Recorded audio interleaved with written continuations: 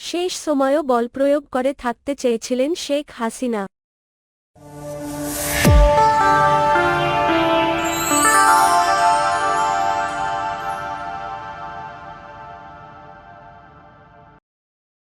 শেষ সময়েও অতিরিক্ত বলপ্রয়োগ এবং আরও রক্তপাতের মাধ্যমে ক্ষমতা ধরে রাখতে চেয়েছিলেন শেখ হাসিনা। দেশ ছাড়ার আগে গতকাল সোমবার সকাল 10:30 থেকে প্রায় 1 ঘণ্টা রাষ্ট্রীয় বিভিন্ন বাহিনীর শীর্ষ কর্মকর্তাদের চাপ দিয়েছিলেন তিনি। তবে পরিস্থিতি যে একেবারেই নিয়ন্ত্রণের বাইরে, সেটা তিনি কিছুতেই মানতে চাচ্ছিলেন না। পরে পরিবারের সদস্যরা সহ বোঝানোর পর পদত্যাগে রাজি হন। এরপর দ্রুততম সময়ে পদত্যাগ করে সামরিক হেলিকপ্টারে করে গোপনে বোন শেখ রেহানাকে সঙ্গে নিয়ে দেশ ছাড়েন শেখ হাসিনা। সংশ্লিষ্ট একাধিক সূত্রের কাছ থেকে শেখ হাসিনার ক্ষমতা ছাড়ার শেষ 4 ঘণ্টার একটা বিবরণ পাওয়া গেছে। সর্বশেষ পাওয়া তথ্য অনুযায়ী ভারতের ত্রিপুরা রাজ্যের আগরতলা হয়ে দিল্লি পৌঁছেছেন তিনি। সেখান থেকে তার যুক্তরাজ্য যাওয়ার সম্ভাবনা রয়েছে। দলীয় অস্ত্রধারী কর্মীদের নামিয়ে গত রোববার দিনভর সারা দেশে ব্যাপক সংঘাত ও প্রাণহানি ঘটানোর পরও ছাত্র জনতার আন্দোলন সামাল দিতে পারেননি শেখ হাসিনা। যদিও পরিস্থিতি উপলব্ধি করতে পেরে রোববার রাতেই শেখ হাসিনাকে তার একজন উপদেষ্টা সহ কয়েকজন নেতা বোঝানোর চেষ্টা করেন। তারা সেনাবাহিনীর কাছে ক্ষমতা হস্তান্তরের পরামর্শ দেন বলে জানা গেছে। তবে তিনি তা মানতে চাননি। বরং সোমবার, গতকাল থেকে কারফিউ আরও কড়াকড়ি করতে বলেন। ভোর থেকে কারফিউ কড়াকড়ি করার উদ্যোগ নেওয়া হলেও সকাল 9টার পর থেকে বিভিন্ন স্থানে আন্দোলনকারীরা কারফিউ ভেঙে নামতে শুরু করেন। 10টা নাগাদ ঢাকার বিভিন্ন স্থানে জমায়েত বড় হতে থাকে। বিভিন্ন বাহিনীর উচ্চ পর্যায়ের একাধিক সূত্র বলছে, সকাল 10:30টার দিকে 3 বাহিনীর প্রধান ও পুলিশের মহাপরিদর্শককে, আইজিপি, প্রধানমন্ত্রীর বাসভবন গণভবনে ডাকা হয়। নিরাপত্তা বাহিনী কেন পরিস্থিতি সামাল দিতে পারছে না, সেটার জন্য ক্ষোভ প্রকাশ করেন। আন্দোলনকারীরা আইনশৃঙ্খলা রক্ষাকারী বাহিনীর সাজোয়া যানে উঠে লাল রং দিয়ে দিচ্ছেন, সামরিক যানে পর্যন্ত উঠে পড়ছেন, এরপরও কেন তারা কঠোর হচ্ছে না, সেটা নিয়েও ক্ষোভ প্রকাশ করেন তিনি। এছাড়া বিশ্বাস করে এই কর্মকর্তাদের শীর্ষ পদে বসিয়েছেন, সেটাও তিনি উল্লেখ করেন। এক পর্যায়ে শেখ হাসিনা আইজিপিকে দেখিয়ে বলেন, তারা, পুলিশ, তো ভালো করছে। তখন আইজিপি জানান, পরিস্থিতি যে পর্যায়ে গেছে, তাতে পুলিশের পক্ষেও আর বেশি সময় এরকম কঠোর অবস্থান ধরে রাখা সম্ভব নয়।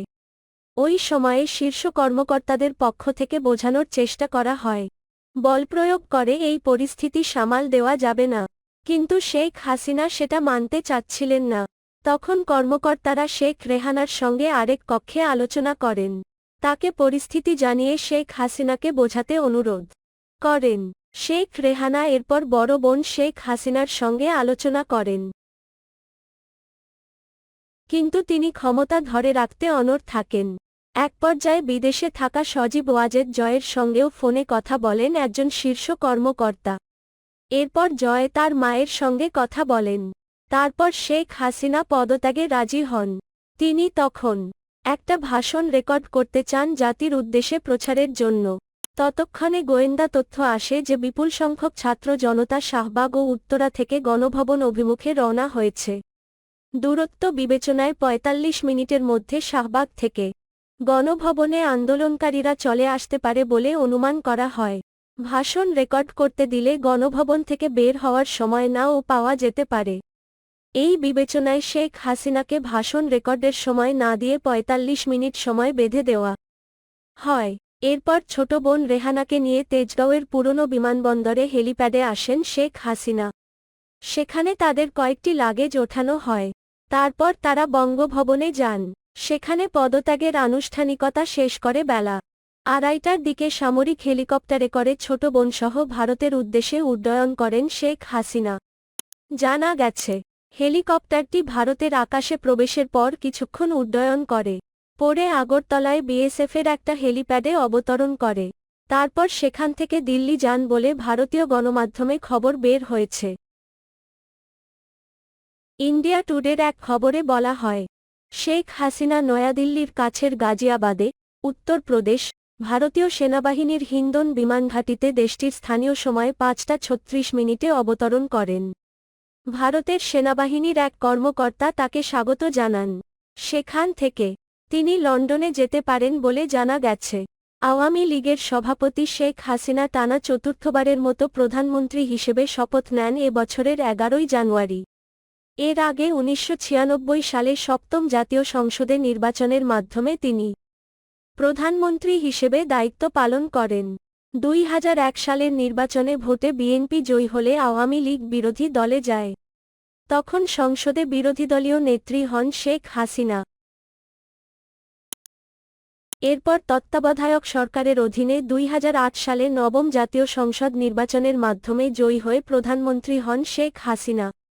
5 বছর পর 2014 সালে একতরফা নির্বাচন করেন। তাতে বিনা প্রতিদ্বন্দ্বিতায় 153 জন সংসদ সদস্য হন।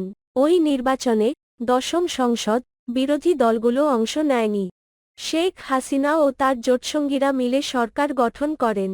2018 সালে বিতর্কিত একাদশ জাতীয় সংসদ নির্বাচনের মধ্য দিয়ে তিনি আবার প্রধানমন্ত্রী হন। আগের রাতে ব্যালটে সিল মারার ব্যাপক অভিযোগের কারণে ওই নির্বাচন রাতের ভোট নামে পরিচিতি পায়। আর চলতি বছরের জানুয়ারিতে দ্বাদশ জাতীয় সংসদ নির্বাচনে বিরোধী দলগুলো অংশ নেয়নি। নিজ দলীয় নেতাদের স্বতন্ত্র প্রার্থী করে ডামি প্রতিদ্বন্দ্বিতার মধ্য দিয়ে তিনি আবার প্রধানমন্ত্রী হন। এ নির্বাচনকে বিরোধীরা ডামি নির্বাচন আখ্যা দেন। এর 7 মাসের মধ্যে ছাত্র আন্দোলন ও গণবিক্ষোভের মুখে পদত্যাগ করে হেলিকপ্টার যোগে দেশ ছাড়েন শেখ হাসিনা।